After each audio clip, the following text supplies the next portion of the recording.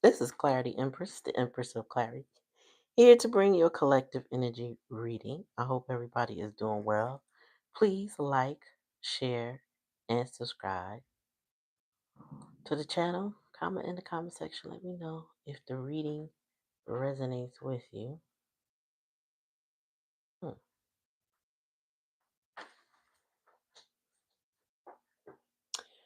Let's get it cracking. Let's get it cracking. All right. So I got something lined up for y'all to explain what's going on with this download. Hmm. We have to. Okay.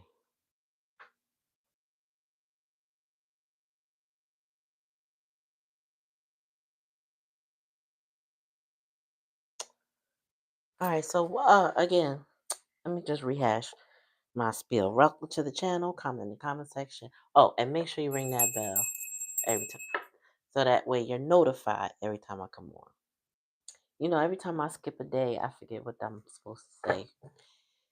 But we get ready to get started. All right. Oh, this is not the deck I wanted. I'll go with this one.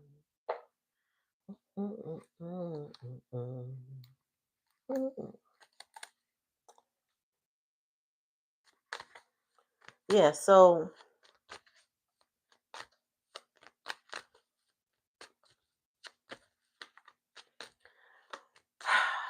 I'm gonna play video. The most dangerous person to a narcissist is the empath who's there's done. something profoundly transformative, Listen, maybe even revolutionary, about the moment when a person finally decides they're done. Not in a careless, bitter way, but in a deeply conscious and resolute way. That kind of moment is not anger. It's not vengeance. It's clarity. Empathy is often misunderstood in our culture. It's typically portrayed as softness, as a form of gentle acquiescence to the emotional needs of others. And while empathy does involve a deep capacity to understand and resonate with another person's emotions, that capacity doesn't imply weakness.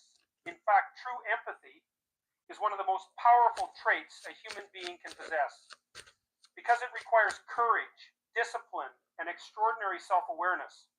When we talk about empathy in the context of narcissistic dynamics, we're not talking about a superficial trait. We're talking about someone who can feel deeply, someone who can understand not just what another person is expressing on the surface, but what they are really experiencing underneath. An empath doesn't just hear words, they perceive meaning. They sense patterns, emotions, motives. This is a form of psychological intuition that many mistake for emotional vulnerability. But it isn't vulnerability, not inherently. It's insight. It's intelligence wrapped in compassion. Now, here's where the dynamic becomes particularly interesting. Narcissists, by their nature, are not interested in mutual understanding. They are not operating on the same emotional frequency.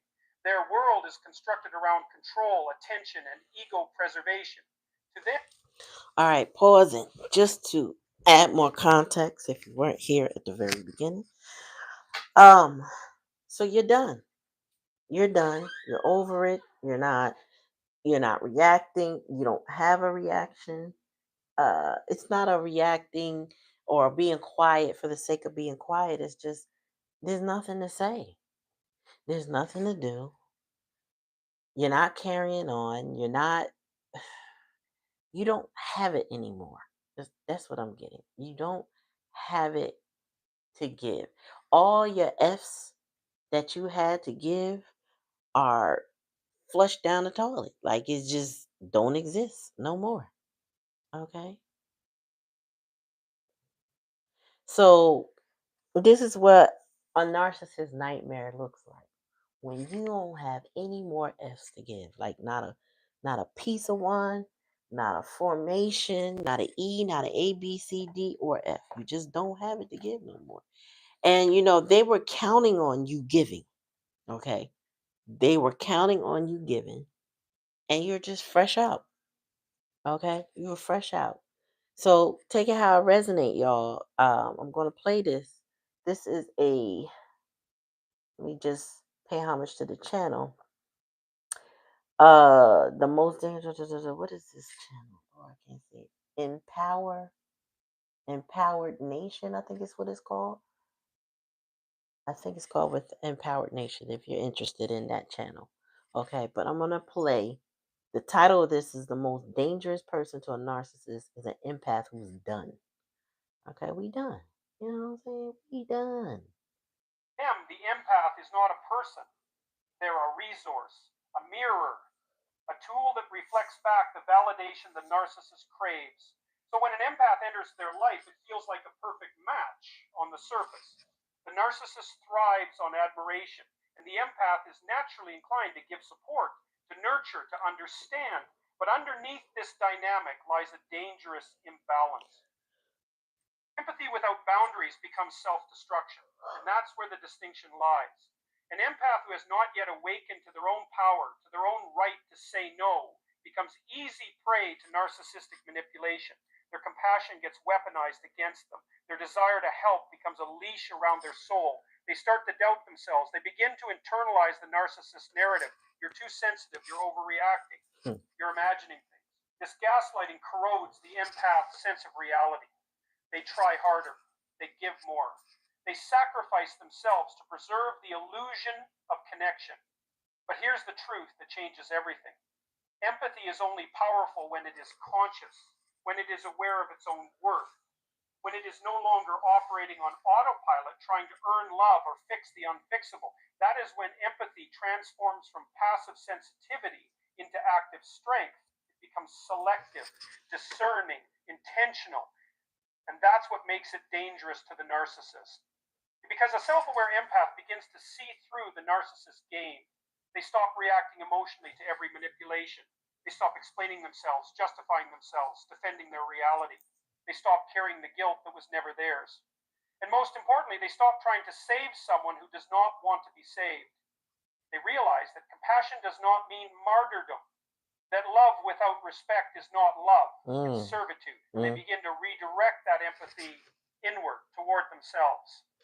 You know how we talk about giving too much or unequal give and take, where the person is the vampire in your life. All they do is take, but they don't give. They don't reflect what you give out. They don't mirror you. They expect you to mirror them in many ways, right? By you giving and them receiving. Okay. When an empath is done, that don't happen no more. You're not you're not even mad, honestly. There's no arguing. You know what I'm saying? Like Clyde say, ain't no arguing with you. You're not mad. You don't even feel it's a numbness, honestly. It's a lack of feeling. What I see in the cards right now is somebody healing because there's no one is accepting this offer. Four swords with the Knight of Cups. No one, you're not taking this offer. Okay. Then you got the Page of Swords. This person is watching you, waiting for you to go back to doing what you do. Actually, they're waiting for you to give an offer, much less accept an offer, right? The strength card is here. So your strength lies and you fighting that devil energy and you are strong enough to fight it, Spirit said. Even if that's the challenge and the lesson. Sometimes we fight as empaths, we fight against ourselves because we want to, it feels like we're fighting against our own nature to naturally give, right? Give love, give honor, give respect, give joy, right? But when you realize you're not getting any of that back, you have to pull back. Like with any kind of integrity, honor, self respect, self worth, self decency, you gotta pull back. You can't give to a situation like that and not receive. Like, no, it doesn't work like that. It doesn't work. It will not work long term like that. So then we got the Five of Cups here, healing.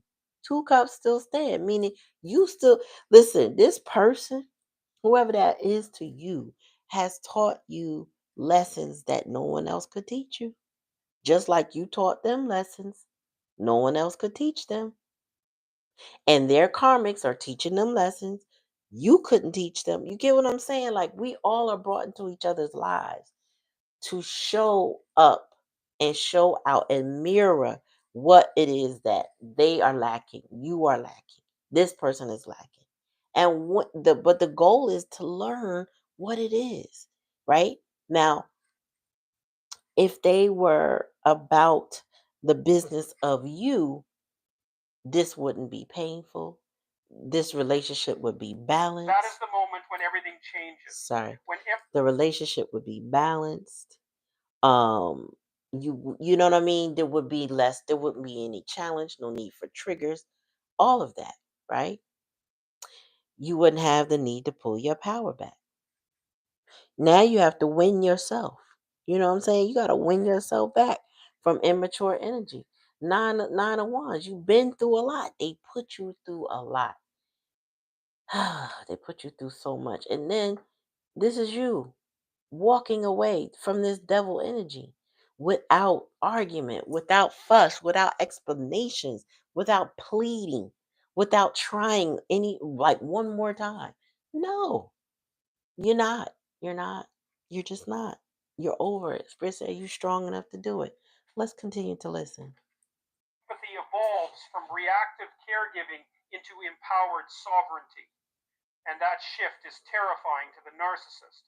Because the empath is no longer a predictable source of supply. They no longer soothe the narcissist's wounds or validate their inflated self immunion. They become unpredictable, calm, silent, detached, and in the narcissist world, that's the ultimate threat. Because the narcissist cannot control someone who is no longer emotionally entangled with them. Hmm. Empathy at its highest form requires strength.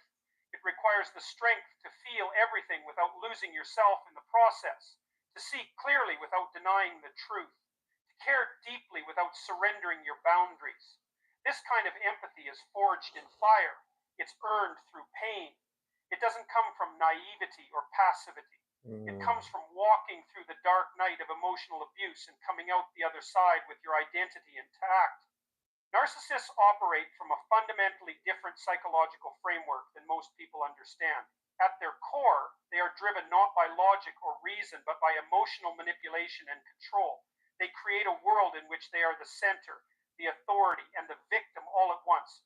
To maintain this illusion, they must surround themselves with people who reflect back their desired image, people who validate them continuously, people who comply emotionally. That's the foundation of their power. Not truth, not reason, but compliance. And that compliance is emotional, not intellectual.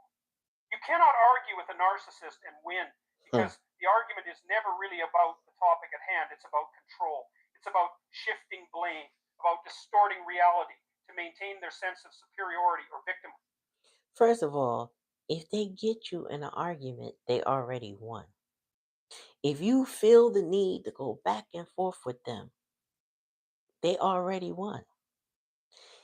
This is why we talk about on here that Eight of Cups it comes up. You don't walk away. Six of Swords, walk away. Find some peace. Let things that keep you empty, that drive you mad, that keep you in a hurt space, let that go. That's when you will find your peace. When you move on, when you relax your need for control, you want to get the relationship back on track. You want to, you know what I'm saying, make things right between, you want to communicate with each other. But yet this person is committed to misunderstanding you, committed to belittling you, committed to making you feel away because they already feel away. Well, guess what? Pull it all the way back. All right, come on, let's go. They don't debate to understand, they debate to dominate. They don't listen to hear, they listen to gather ammunition. In these dynamics, logic becomes irrelevant. You can present the clearest facts, the most reasonable explanations, and it will all be twisted, deflected, or ignored because Mm. what the narcissist fears most is not your facts, it's your emotional independence. This is why empaths are so valuable to them. An empath brings not only deep emotional attunement, but also a willingness to see the best in others, to give the benefit of the doubt, to empathize even when it hurts. That is a gift in healthy relationships. But in a relationship with a narcissist, it becomes the very thing used against the empath. The narcissist senses this early on. They test it. They see how much the empath will tolerate, how quickly they apologize, how far they'll bend. And once they realize that emotional compliance is available, they exploit it fully. So every time you went back to that person, not like saying y'all had a breakup or anything, but you had a disagreement, an argument, or some distance, and you went back to that person for to smooth it over, to make sure that everything is cool between y'all. You know what I'm saying? Why? Because you don't want that discontent between you, right? They saw that as a weakness in you, and it really wasn't a weakness. It's a strength in building healthy connections. But a narcissist does not see a healthy connection as strength. They want to dominate and control, whether it's overtly or covertly. Their whole point is to make sure that you are emotionally entangled with them so they can continue the nonsense that they do to you. Period. All right, let's keep going. Over time, the empath is drawn into a cycle of emotional confusion.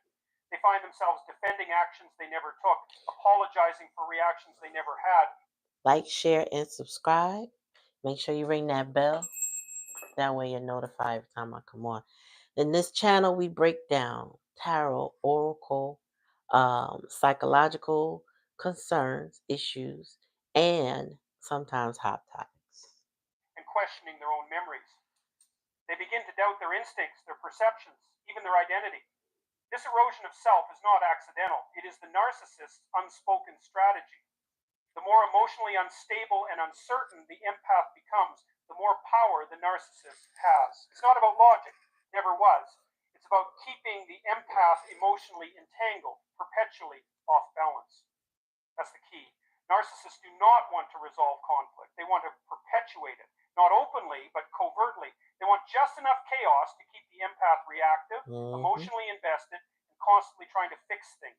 The more the empath invests emotionally, the more the narcissist feeds off of that energy. And the more they escalate behaviors, gaslighting, projection, blame shifting, the more the empath tries to understand, tries to soothe, tries to explain. But again, the narcissist isn't looking for understanding, they are looking for submission. They're looking for control masked as conversation. Hmm. Many empaths are intelligent, thoughtful, even highly self aware, but intelligence doesn't protect against emotional entrapment because the trap isn't laid in logic, it's laid in emotional conditioning. The narcissist conditions the empath to associate peace with compliance, love with self sacrifice, and connection with chaos. Over time, the empath begins to anticipate the narcissist's reactions. They Hmm. edit their words, their tone, even their behavior to avoid conflict. And in doing so, they slowly lose touch with their own emotional reaction. So basically, a narcissist will have you walking on eggshells, trying to appease them because you start to learn what would trigger them, what will become, what would create discord between the two of you. And so you will alter who you are just to be what they would want you to be, which is a very unhealthy way to see things because you start to lose who you are, who you might be. You just don't know. You get confused, right? This person will keep you in a confused and deluged state because every time, let's just say, a lot of narcissists can see that you start to see through them, and then they throw you a monkey wrench with an argument. They create some sort of dissension that would require you to respond. That way, they know they have control. So there's people who that want to leave a situation, and the narcissist can pick up on that, like, oh, they ready to go. They getting aggravated. Ugh, you know what, let me just make up an argument real quick. And they do. They'll make up an argument, keep you fussing back and forth with them, only just so that they know, okay, good, they still invested in me because they arguing with me. It's diabolical. And when they cannot get you, they can't pump your blood and get you excited to argue with them. That's when they know they lost you. And hopefully, you lost that situation too. Reality.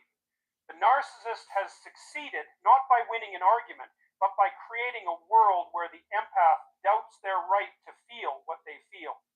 This emotional dependency is precisely why narcissists can maintain control even when their logic is obviously flawed. They Mhm. don't have to be right, they just have to make the empath feel wrong. They don't have to tell the truth, they just have to make the empath feel guilty.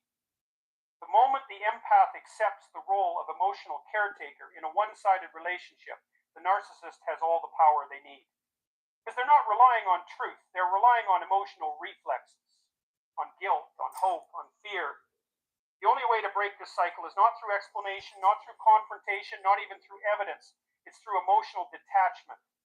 Because when the empath no longer feels the need to prove, to explain, to please, the narcissist tactics lose their grip.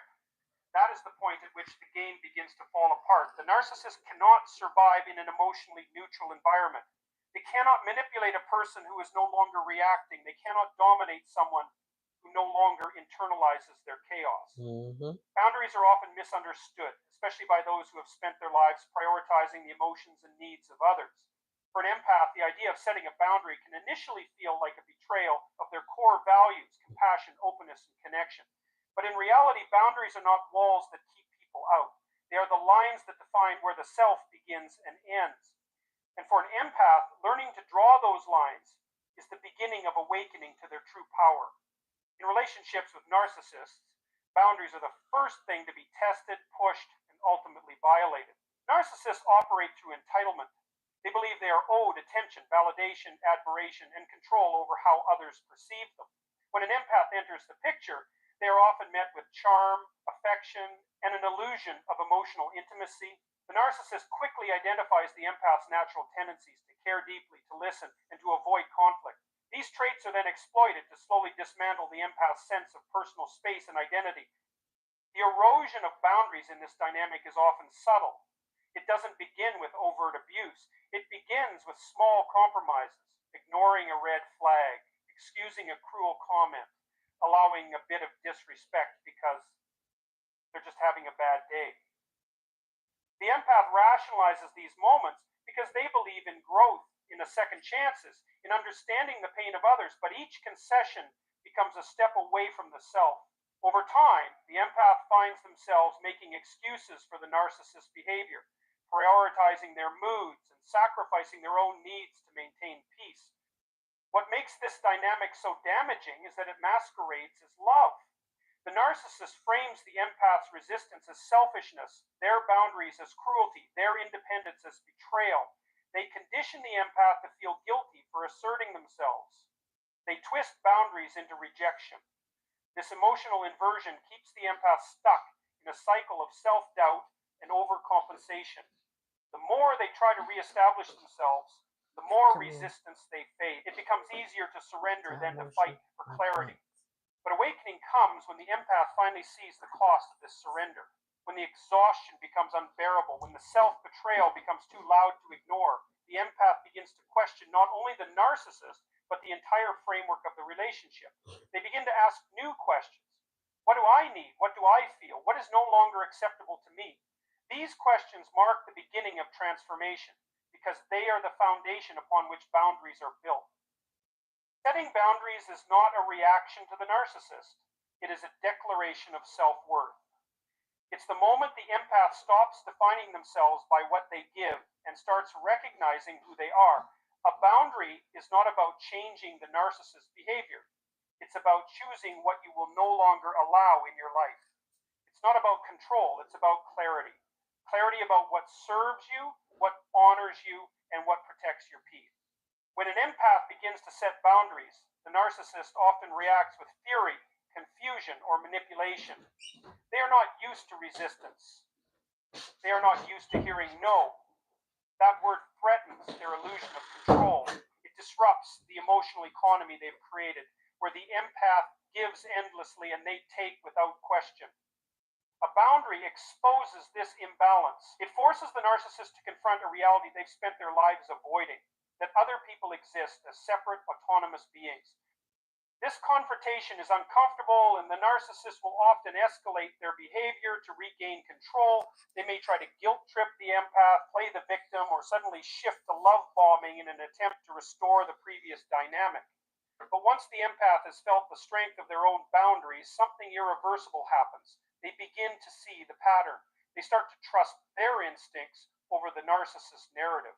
They, That type of strength, when you get to the point with a narcissist, okay, or somebody narcissistic, and you realize that your needs aren't being met and what you feel matters, and you ain't worried about what they feel, what they need, what they want no more, you don't go back to that. It's not you can't just fold if because it's like once you see it, and you can't forget it. It is also the beginning of your healing journey. Is when you pick up the two cups and you keep on moving. You know what I'm saying? You take what you have that's worthy and you move on.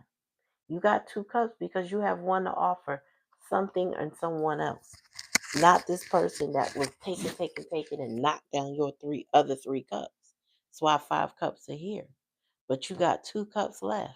And you no longer worry about like you don't care about spilled milk, spilled wine, spilled juice, spilled water. You're not worried about none of that no more. You let go. You focus on what you do have.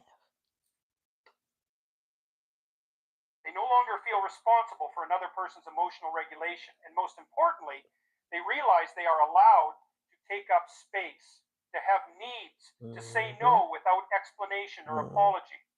Boundaries are No. not just limits, they are declarations of identity.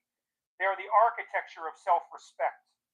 For the empath, they represent a radical shift from external validation to internal alignment. They mark the transition from emotional servitude to personal sovereignty. And while they may initially bring conflict, they ultimately bring clarity, peace, and freedom. Detachment is often misunderstood, especially by those who have been conditioned to associate love with sacrifice, attention with care, and presence with obligation. For empaths, detachment may initially feel cold or even cruel. They are used to being emotionally available, constantly present, and deeply invested in the well being of others. However, when faced with a narcissistic dynamic, this emotional presence becomes a liability rather than a strength. In the Mm. hands of a narcissist, every emotional reaction becomes a point of leverage, every vulnerability an opportunity for control. The more reactive the empath is, the more power the narcissist holds. Narcissists thrive in emotionally charged environments. They rely on confusion, volatility, and intensity to maintain control. The constant highs and lows they create keep the empath in a state of emotional survival, always trying to fix, soothe, or understand. They draw the empath into a psychological game where the rules constantly change and the goalposts endlessly shift. It is not logic that traps the empath, but their own emotional investment. The more they care, the more entangled they become. The more they explain themselves, the deeper they sink. And all the while, the narcissist feeds on the attention, the apologies, the pleas for clarity. In this context, detachment becomes a radical act of self preservation. It is not an act of indifference, but a decision to stop engaging in a system that is designed to keep them emotionally captive. Detachment is the refusal to participate in manipulation, the refusal to be drawn into false narratives or manufactured crises. It is the moment when the empath stops reacting, stops defending, stops explaining. And this It's like it's when you realize not my monkey, not my circus. Those emergencies that this narcissistic person is creating are not your responsibility anymore.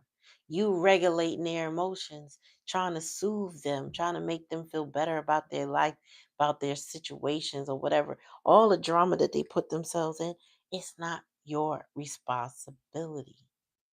When you learn that, that is like a powerful weapon. That's like wielding the sword of truth because now it's truth and enlightenment and it's a victory, right? It's velcroed a little bit next to that fluffy pillow. But bring the whole thing, please. Thank you. Yeah, the computer charger. shift dismantles the narcissist's entire strategy. Where once there was argument, there is now silence. Where once there was justification, there is now stillness. The narcissist is no longer receiving the emotional feedback they rely on to feel powerful and in control. They may escalate, provoke, or even beg to regain that dynamic, but detachment is not easily reversed once it is truly embraced. The empath no longer needs to win the argument, clarify the misunderstanding, or earn the narcissist's approval. They understand that there is nothing to prove and nothing to fix. Hmm. The game only continues as long as they choose to play. Detachment also reveals the emotional patterns that were previously invisible. From the outside, it becomes clear how predictable the narcissist's tactics really are. The cycles of love bombing, devaluation, and discard lose their mystique. The promises and apologies begin to sound like scripts. The charm no longer feels genuine. And perhaps Mhm. most powerfully, the empath realizes that they no longer need to decipher or decode the narcissist's behavior. They begin to understand that it is not their responsibility to understand or carry someone else's dysfunction. Plug it up. This realization is deeply Plug it up. liberating. It allows they develop new boundaries, Tell rediscover her don't call forgotten me. interests, and reconnect with their inner voice. Detachment creates space for reflection, for truth, and for clarity. It is in that space that the empath begins to feel a sense of peace they may not have known was possible. The narcissist, on the other hand, is destabilized by this change. They are no longer the center of attention. They no longer have control over the empath's emotions. They may respond with rage, desperation, or even calculated charm to rescue, to absorb, or to engage. Their sense of self is no longer tied to the narcissist's approval or rejection. Detachment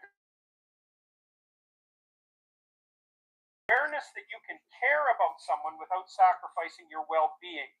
It is the understanding that love, it's about reclaiming parts of yourself that were lost in the process of trying to love someone who could not or would not reciprocate in a healthy way. For the empath who has endured a relationship with a narcissist, healing becomes a revolutionary act.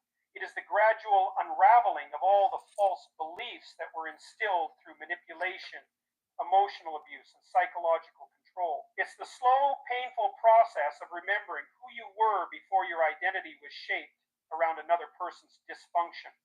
Narcissists operate through control, not just overt control, like telling someone what to do, but subtle, insidious control that chips away at self trust and autonomy. They rewrite reality through gaslighting, distort the narrative through projection, and reframe their cruelty as Your fault, it says. I don't know what just happened. Why I don't hear the rest.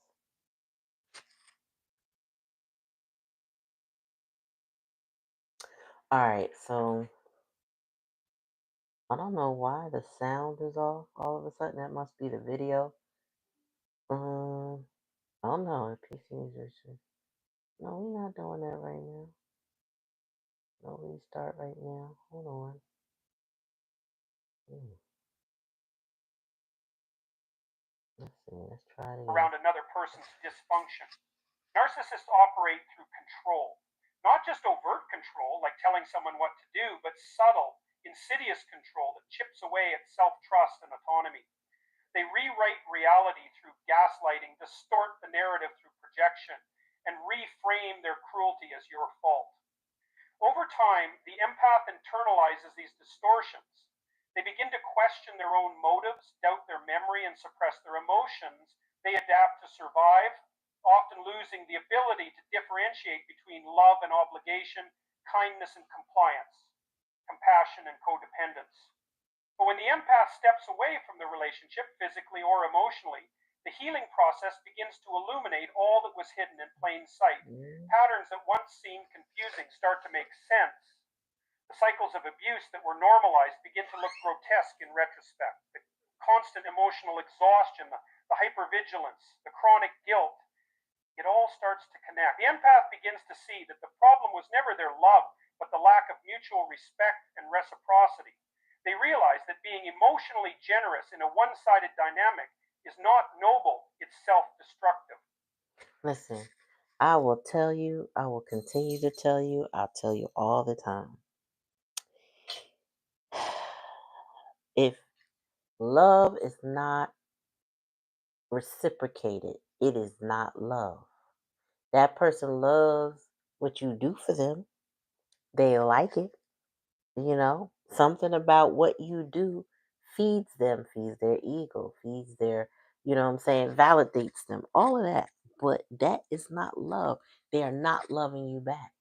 They may say the word, I love you, but they don't give back, then they don't mean it. And I don't mean by just tangible things. You will know if you feel loved or not. If you ever known love, you will know what love feels like, and you will know when somebody is withholding it and when somebody is being straight up with you.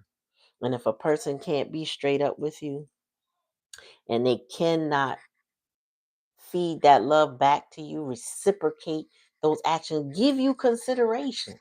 Because in a narcissistic kind of situation, there's no reciprocation, there's no consideration, right? It's what you do for them. They will give love bomb, right? They will love bomb you to say they've done something, but it's not consistent. It's not regular. Girl, you don't have hands, little girl.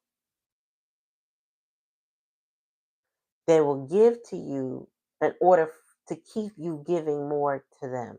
But when you weigh it on the scale, like the six of coins, you'll find it's always an unequal give and take.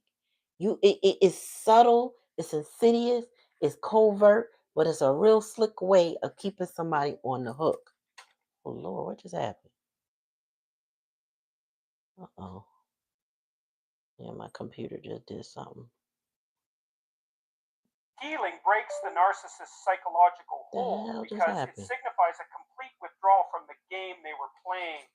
The narcissist thrives on attention, emotional reactions, and the ability to influence how others feel and behave. When the empath begins to heal, they stop providing that fuel. They stop Mm-hmm. answering the late night messages, stop explaining themselves, stop seeking closure from someone who was never capable of giving it. They stop needing the narcissist to validate their experience or acknowledge the harm done. This shift is devastating to the narcissist because it disrupts the illusion of control. They can no longer reach into the empath's emotional world and stir chaos. The empath is no longer available to be triggered, manipulated, or guilt Oh. tripped. And because narcissists rarely self reflect, they often interpret this emotional unavailability as betrayal or punishment, never realizing that it is actually self preservation. The empath is not playing hard to get, they are truly gone, emotionally and spiritually. As the empath heals, they begin to rebuild their identity. They learn to listen to their inner voice again. They practice saying no without guilt. They reclaim joy in solitude and strength and boundaries. They start to form new connections, ones based on mutual respect and emotional safety. Their world becomes less about surviving and more about living. The scars remain, but they no longer define the empath's sense of self. They serve as reminders of resilience, not of failure. In this process, the empath also comes to understand that healing is not linear. There are moments of clarity followed by moments of grief. There are days when the weight of the past feels overwhelming and days when freedom feels exhilarating. But each step, no matter how small, is a movement toward wholeness. And with each step, the narcissist's influence fades. Their voice, once so loud in the empath's mind, begins to lose power. Their opinions no longer dictate self worth.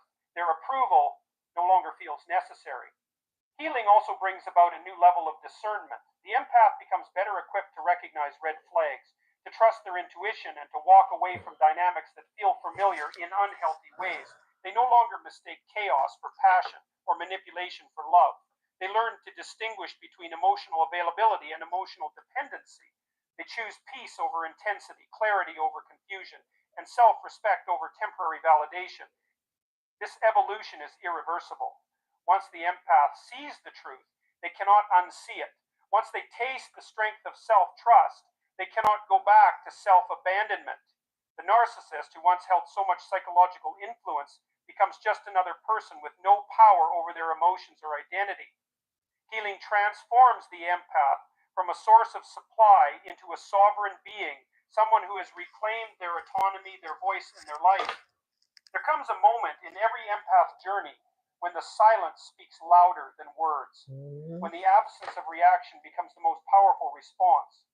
That moment, the moment of walking away without explanation, without pleading, without one last conversation, is the beginning of true liberation. For the narcissist, this silence is incomprehensible.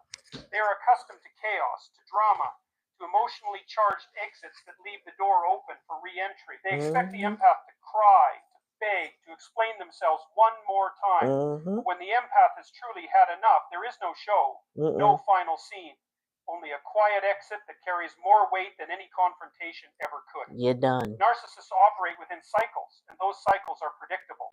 Idealize, devalue, discard, hoover. This pattern is not random, it's engineered. Each phase keeps the empath entangled, hoping that this time it will be different, that this time they will be understood. The narcissist knows how to bait that hope, how to offer just enough validation to keep the empath emotionally invested. But once the empath awakens to the cycle, once they stop hoping, stop trying, stop explaining, they break the loop. And nothing Mm-hmm. threatens the narcissist more than a loop that cannot close. Walking away is not just physical distance, it's emotional and psychological separation. It's no longer needing closure, no longer analyzing the narcissist's behavior, no longer taking responsibility for the dysfunction. It's not an act of bitterness, but of clarity. The empath has finally realized that nothing will change, that no apology will be sincere, that no explanation will ever make the abuse make sense. Mm. They stop seeking understanding from a person who was never interested in being understood, and in Mm-hmm. doing so, they reclaim their peace. This kind of departure hits differently. Narcissists thrive on unfinished business. They like the door cracked open, a thread they can pull on later. But when the empath walks away clean, when they disengage entirely and without emotion, it sends a message the narcissist cannot manipulate. I see you, I understand, and I'm done. There's nothing left to debate, no emotional leverage left to exploit. Mm-mm. The narcissist, who once thrived on the empath's reactions, now finds themselves standing in silence, powerless. Power in this moment does not come from revenge or superiority, it comes from healing. Mm-hmm. The empath no longer walks away out of desperation or pain. They Mm-mm. walk away because they've reconnected with their own value. Yep. They no longer need to prove that they were mistreated, no longer need the narcissist to acknowledge their pain. Mm-hmm. They understand that the narcissist's inability to love was never a reflection of their worth, Yep. but of the narcissist's limitation. And once this truth is fully embodied, there is nothing left to say. This silence is not empty, it's full of resolve. Every step away from the narcissist is a step toward freedom. And while the narcissist may attempt to provoke, to hoover, to remind the empath of shared history or imagined loyalty, none of it lands anymore. Mm-mm. The empath sees through the tactics. The guilt no longer works. The charm is no longer convincing. The Mm-mm. manipulation, once so effective, now looks obvious and desperate. And what once felt like love is now clearly seen as control. The narcissist may spin narratives, play the victim, or rally others to question the empath's character. But even that has no power when the empath no longer plays the game. When they walk away without responding, without defending themselves, they choose peace over perception. They understand that no amount of justification will satisfy the narcissist's need for dominance, and in refusing to participate in the performance, they end it. Not with a dramatic curtain drop, but with the Yep. quiet strength of someone who knows their worth. Mm-hmm. To the outside world, it might seem sudden, but for the empath, this departure is the result of countless moments of betrayal, of Mm-hmm. swallowed pain, of overlooked red flags. It's the culmination of years of internal conflict, of trying to make it work, of hoping for change. And when that final line is crossed, the decision is already made. There is no anger left, only certainty. This Mm-hmm. kind of silence is deafening to the narcissist. It reflects a kind of power they do not understand. A power that does not scream, does not chase, does not beg. It simply exits and never looks back. And in that exit, the empath is reborn.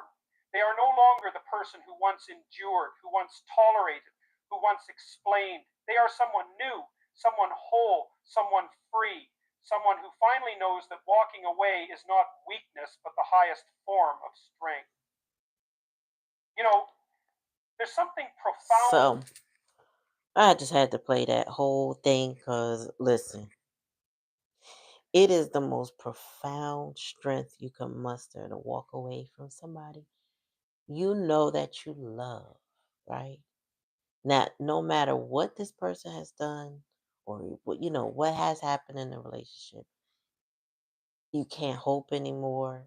You can't, I don't know, wish it to be. Whatever you do, pray for it. You see, it's just not going to work. They're not going to change. They're not going to reciprocate.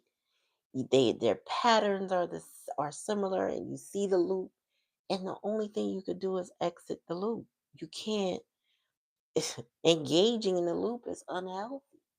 Is self defeating. Really, I guess it's a bunch of words that come to mind, but you would do a disservice to yourself by trying to make something work from something that's very broken. And most narcissists are controlled by another narcissist. All right. Um, and I say that to say they try to control you, but they're usually controlled by something or someone else or whatever created them. Let them have that creation. The two of them or the three of them or the four of them, like if it's a family or whatever situation, they're more suited for each other. If they enjoy that dynamic enough to not heal from it themselves, you gotta let them have it. You know what I'm saying? You gotta walk away and let them have what they think they want. And if it's not you, hey, then it's not you. And it's fine, right? Oh shoot, what just happened? Um, oh, there we go. Restart my computer. So, no, you can't. Yeah, you're right. You cannot love them out of their dysfunction. Some people they're committed to it. They're committed to their role in their dysfunction. So, I did tell you I was gonna play Mother Wounds and Father Wounds, but I can't right now. It's gonna restart in the computer. But um, you know, the guy that was doing the videos, he was talking about it, and the dynamic is primal. It's their instinct. It's like an automatic reaction. They don't necessarily know how to control themselves, nor when they learn that how they behave, do they want to. On mother wounds or father wounds, it's just something that is deep in them, and they have to want to fix that. And what happens is when you don't repair a mother wound or a father wound that you have, it will bleed into any other relationship, friendships, other family members, and romantic relationships, right? That shit will just permeate all types of hell, work relationships, whatever that dynamic was between their parents, whatever wound that parent gave that person is so embedded in them that if they are unaware, unawakened, and not willing to work on that wound, they will re injure other people. They will bleed on other people over and over and over again with the intent to be dysfunction, really. They could say they don't, but they are aware of what they're doing. Nine times out of 10, they know. But if they don't want to change it, right, then they bleed on you. And then if you get a chance or if you have the opportunity to know what their family dynamics were like, then oh, they act just like their mom, or they just act just like their father, or they act just like this guardian. They take that on. I have an aunt, um, no, she's a cousin. I have a cousin, elder cousin, so she could have been an aunt. Her mom left her to come to this country to build a life to bring her over to this country, her and her siblings. And she left this one cousin, my cousin, with a particular sister of hers, the mother. The mother left her with her sister, and that sister was cruel and evil. And the mother wasn't. The mother was not cruel or evil. And that woman came out just like the aunt, the caregiver. She took out everything that woman ever did to her on her own children, to other people that were in close proximity to her. It got to the point where everybody is now aware of how narcissistic she is, how hurt she is, how miserable she is, how she I think she's bipolar. Yeah, I think she's bipolar. I know she has a cluster B personality. Now she has dementia. I don't know who's gonna take care of her because no one half wants to deal with her. Okay, so she getting older, out of her mind, very evil. Never worked on that evilness. Never repaired relationships. She's so venomous, like a snake at her core. Like you kind of know she knows what she's doing, but she still got dementia. So I don't feel sorry for her. I don't feel bad personally, but it is what it is. Like I maybe feel a little pity for her, but I don't feel bad. I don't. I don't. Last time I seen her, which was a few months ago, she said a couple slick things out her mouth to see if she could poke me and get me to react based on relationships I have with other people in the family.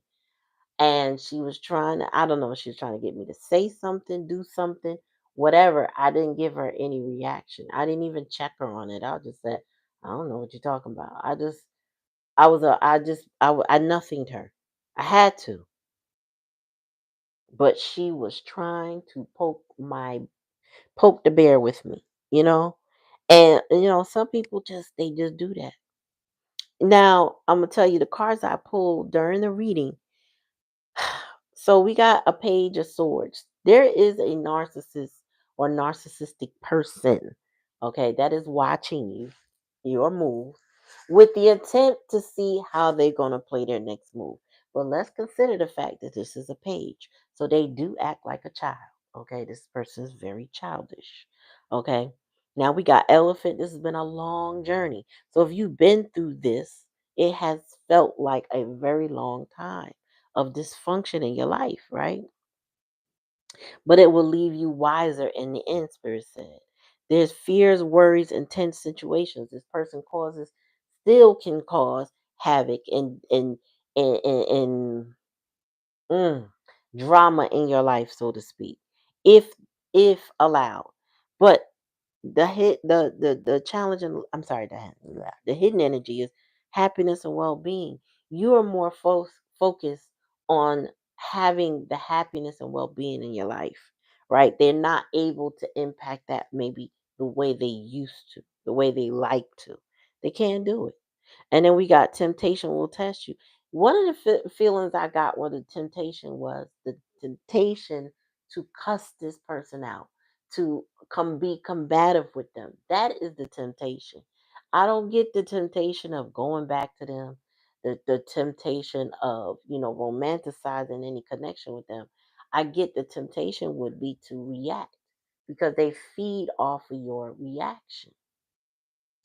But the likely outcome is great worry over nothing. Ain't nothing to worry about. This person holds no power over you whatsoever.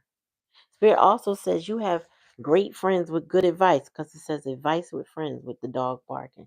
And we know dogs represent loyalty. Well, you got somebody in your life that gives you good advice about how to walk away from the narcissistic person. Now, good advice could be from me, from the tarot reader. Hey, could be from another tarot reader. I don't know. All I know is you're getting good advice. Take it.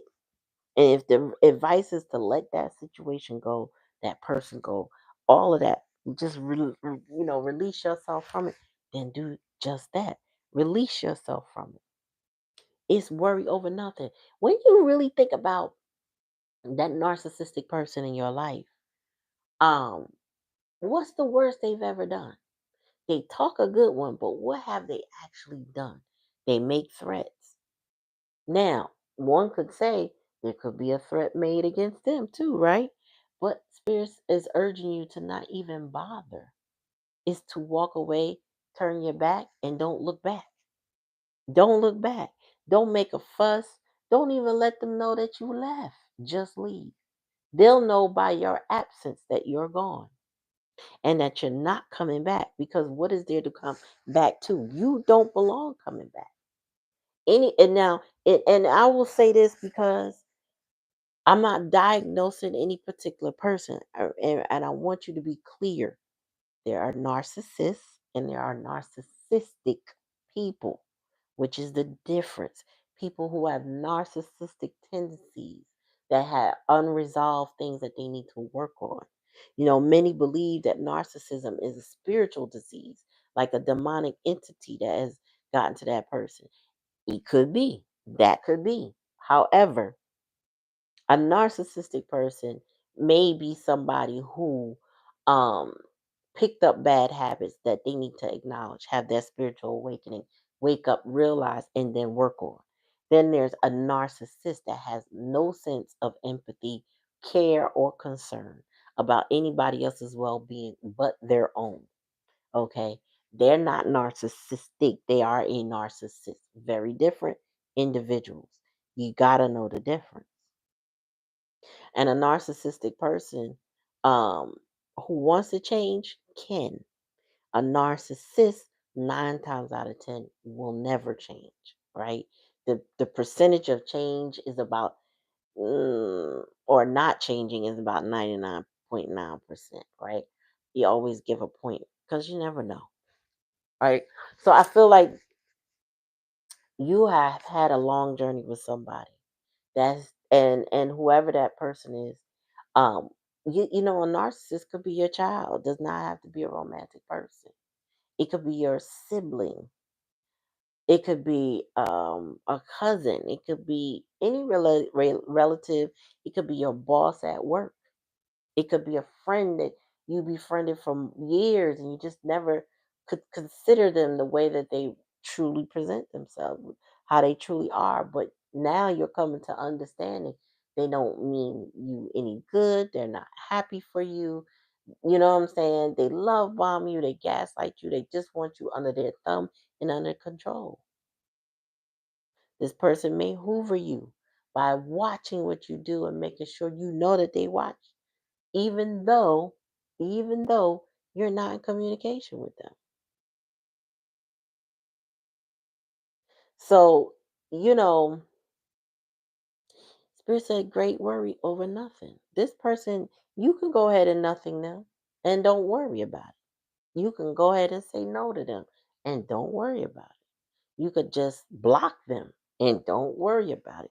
You don't have to have communications with a person that will incite all of these different types of emotions for the sake of having you on this emotional roller coaster or hamster wheel. So keep that in mind. That is, I mean, that's the reading. Like, if you want a personal, you can, you know, now would be the time to read the pin comment. If not, we could bid each other adieu. But ultimately, somebody has somebody in their life that's a narcissist or narcissistic. You will know. Only you can pinpoint what it is. This person may have been in your life for a very long time, doing the same things repetitiously. And like he said, that you know the pattern. The MO really don't change.